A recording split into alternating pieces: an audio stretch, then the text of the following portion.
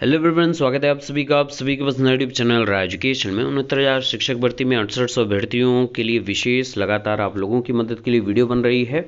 और इस वीडियो में हम लोग देखेंगे कि जांच प्रपत्र क्या होता है, शपथ पत्र कैसा होता है, सबके प्रारूपों पर हम लोग चर्चा करेंगे। किस तरीके का आपको देखने को मिलेगा, क्योंकि लास्ट वीडियो में मैंने आप लोगों से ये वादा किया था कि अब प्रारूप पर ही आप लोगों से बात होगी। और ये वीडियो जैसे ही अपलोड होगी टेलीग्राम ग्रुप में अवेलेबल करा दूंगा मैं सारे पीडीएफ, चाहे वो जांच प्रपत्र हो, चाहे शपथ पत्र हो, चरित्र प्रमाण पत्र हो, 10 रुपये के स्टाम्प या 100 रुपये के स्टाम्प, सबका डिटेल।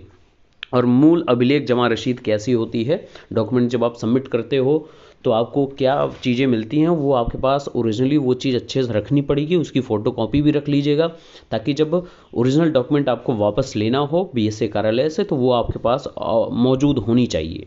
ठीक है ना। तो चलिए बिना किसी देरी के वीडियो शुरू करते हैं। और आप लोगों से स्टार्टिंग में ही निवेदन ये है कि अगर ये वीडियोज़ आपकी मदद करती हैं तो इसको ज़्यादा से ज़्यादा फेसबुक ग्रुप पे, व्हाट्सएप ग्रुप पे, टेलीग्राम ग्रुप पे सभी मित्रों से शेयर कर दीजिएगा, ताकि उनकी भी मदद मैं कर सकूं। तो चलिए स्टार्ट करते हैं। तो चलिए यहीं से स्टार्ट करते हैं। जब आप काउंसलिंग में पहुंचेंगे तो काउंसलिंग के बाहर दुकानें लगी रहती हैं, काउंसलिंग स्थल के बाहर, तो आपको 3-4 पेजेस मिलेंगे। ऐसे ऐसे 3-4 पेजेस मिलेंगे। इसमें क्या डिटेल है, कैसा रहेगा ये पेज, अभी से आप अगर जानते रहेंगे तो वहाँ पर जाने के बाद कोई प्रॉब्लम नहीं होती है। तो प्राथमिक विद्यालयों के सहायक अध्यापक पद पर चयन हेतु काउंसलिंग में प्रतिभाग करने वाले अभ्यर्थियों का विवरण। यहाँ पे आपकी फ़ोटो लगेगी, रजिस्ट्रेशन संख्या आपकी क्या है, अभ्यर्थी का नाम, पिता का नाम, जन्मतिथि आपका, महिला है या पुरुष, जाति आपकी यहाँ पर विशेष, और यहाँ पे तो आरक्षित वर्ग के लिए ही होगा तो आप इस पर अपना मेंशन कर दीजिएगा। गृह जनपद का आपका डिटेल क्या है, और पत्र व्यवहार का पता क्या है आपका, पैन कार्ड वगैरह डिटेल यहाँ पर आप मेंशन कर देंगे। और यहाँ पर ये सबसे इम्पोर्टेंट बात है, यहीं से सारी चीज़ें मेंशन होंगी। आप जो यहाँ पर डिटेल देंगे उसी से आपके जो ओरिजिनल डॉक्यूमेंट है इसी से मैच कराया जाएगा। अच्छा यहाँ पर ये है, अच्छा यहाँ पर ये, अच्छा यहाँ पर ये है। और एक और बात आपको बता दूँ, आप लोग ये जानकारी बहुत इंपॉर्टेंट है कि जहाँ पर भी आपका काउंसलिंग स्थल होगा उसके गेट के बाहर बड़े बड़े पेजेस लगे रहेंगे, चिपके रहेंगे दीवारों पर, जहाँ पर आप अपना नाम वहाँ पर सर्च कर लीजिएगा। और आपके नाम के आगे हाई स्कूल, इंटर, ग्रेजुएशन सारा कुछ मेंशन रहेगा, कितने कितने परसेंटेज हैं आपके, और ओवरऑल आपका गुणांक लास्ट में वहाँ पर लिखा रहेगा। उसी गुणांक के हिसाब से यहाँ पर सारी चीज़ें मैच होंगी। तो मैं यही कहूँगा कि इन सभी चीज़ों को उसी हिसाब से भरिएगा। जहाँ पर काउंसलिंग स्थल के बाहर अपना वो ढूंढ लीजिएगा किस पेज में आपकी फ़ोटोकॉपी वहाँ पर लिखा हुआ है आपका सारा कुछ, उसी के अनुसार ये सारा कुछ भर दीजिएगा, ताकि फटाफट मैच हो जाए। क्योंकि मैच तो होगा ही, लेकिन ज़्यादा परेशानी होगी, बार बार आपसे प्रश्न पूछा जाएगा, अच्छा इसको कन्वर्ट करके दिखाओ। जो परसेंटाइल वाले लोग रहेंगे, जिनका सीजीपीए में रहेगा, पॉइंट में रहेगा, जैसे कई यूनिवर्सिटीज़ क्या होती हैं 10 स्केल पर ग्रेडिंग सिस्टम जहाँ पे बोलते हैं हम, वहाँ पर 8.2 ग्रेड दे दिए, 9.6 ग्रेड दे दिए, इस प्रकार से ग्रेडिंग सिस्टम होती है, सीजीपीए रहता है। तो उसको कन्वर्ट बार बार कराते हैं कि 8.2 है तो इसको परसेंटेज में कैसे कन्वर्ट करेंगे। तो जाहिर सी बात है 9.5 से सभी चीज़ों में मल्टीप्लाई करते जाएंगे, परसेंटेज में कन्वर्ट होता जाएगा। एक एक सब्जेक्ट के मार्क्स अगर पूछते हैं तो सब में 9.5 से आप मल्टीप्लाई करते जाएंगे और सबके परसेंटेज निकलते आएंगे वगैरह वगैरह। इस पर ज़्यादा डिटेलिंग में नहीं जाते हैं, लेकिन उन सभी चीज़ों से बचने के लिए आप ये सारा कुछ इसी हिसाब से भर लेंगे। बहरहाल आगे चलते हैं। एक पेज ये होगा, यहाँ पर अपना सिग्नेचर आप कर देंगे, डेट डाल देंगे। और फिर काउंसलिंग उपस्थित अभ्यर्थियों को मूल अभिलेख जमा रसीद, ये 2 रसीद आपको मिलेगी। एक तो वो कि आपने क्या क्या जमा किया है, वो आपसे ही टिक करवाएंगे या खुद टिक करेंगे, फिर यहाँ पर वो सिग्नेचर कर देंगे। ठीक है, ये चीज़ जमा हुई है इनके द्वारा, ये चीज़ है डेट, और यहाँ पर सिग्नेचर। एक आपको भी दी जाएगी जिस पर आप टिक करेंगे ये आपने जमा किया है, वही मूल प्रति आपके अपने पास सुरक्षित रखनी है। और ये तो क्रम है। दूसरा मैं दिखा दूं आपको कि ये काउंसलिंग उपस्थित जमा रसीद, ये 2 रसीद रहेंगी जिसमें आप अपना पूरा डिटेल ये भर के एक जमा हो जाएंगी उसी डॉक्यूमेंट के साथ, फोटोकॉपीज़ के साथ। और एक आपका मूल अभिलेख के लिए ये अपने पास आप रखेंगे रसीद, ताकि जब आपको वापस लेना पड़े डॉक्यूमेंट तो आपके पास ये दिखाकर आप ले सकते हैं। इसके अलावा और क्या चीज़ें हैं, यही आपका उसी तरह डिटेल यहाँ पर मेंशन करना था एक। और एक ये है कि किस क्रम में आप लगाएंगे, इसी क्रम में आपको लगाना है। क्रम पर भी चर्चा बहुत इंपॉर्टेंट रहती है, क्योंकि बार बार बोलते हैं अच्छा यहाँ आप इतने बड़े हो, कई चीज़ें आपको सुनने को मिलती हैं कि आप इस लेवल पे आ गए हैं फिर भी आपको क्रम नहीं पता कि किस क्रम में क्या चीज़ लगाना चाहिए। तो जो भी जांच प्रपत्र है वो सबसे ऊपर रहेगा, फिर शपथ पत्र आपका जो एफिडेविट है वो लगा रहेगा, ऑनलाइन आवेदन पत्र आपका रहेगा, फीस जमा चालान, हाँ ये इंपॉर्टेंट है आपको कि जो डीडी आपकी बनेगी, अभी उस पर भी चर्चा करेंगे, है ना, डीडी कैसी रहेगी क्या रहेगी उस पर भी बातचीत करेंगे। और फिर आपका हाई स्कूल अंक पत्र, प्रमाण पत्र, इंटर अंक पत्र, प्रमाण पत्र, स्नातक का कई वर्षों का जो रिजल्ट है, फिर उसका डिग्री अंक पत्र प्रमाण पत्र हो गया। फिर बीटीसी आपने किया है तो उसके सभी सेमेस्टर के रिजल्ट, फिर आप उसका डिप्लोमा, और बीएड किया हुआ है तो सभी सेमेस्टर ईयर का रिजल्ट और डिग्री। यूपीटेट सीटेट अगर आपका है तो प्रमाण पत्र वहाँ पे आप मेंशन कर देंगे, जाति प्रमाण पत्र, मूल निवास प्रमाण पत्र, विशेष आरक्षण अगर पीएच कैटेगरी के मित्रों के लिए यहाँ पे इम्पोर्टेंट है।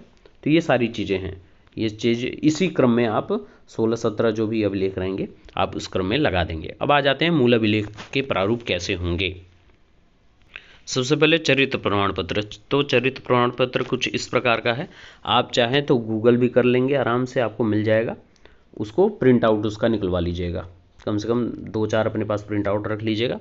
2 कैरेक्टर आपका लगेगा, याद रखिएगा। कई मित्रों ने प्रश्न किया कि सर मैंने 2 डॉक्टर्स से उसको अटैच करा लिया है, 2 डॉक्टर का सिग्नेचर है, स्टैम्प है, तो ऐसे कोई प्रॉब्लम तो नहीं? बिल्कुल नहीं प्रॉब्लम, बस दोनों डॉक्टर अलग अलग होने चाहिए, ठीक है।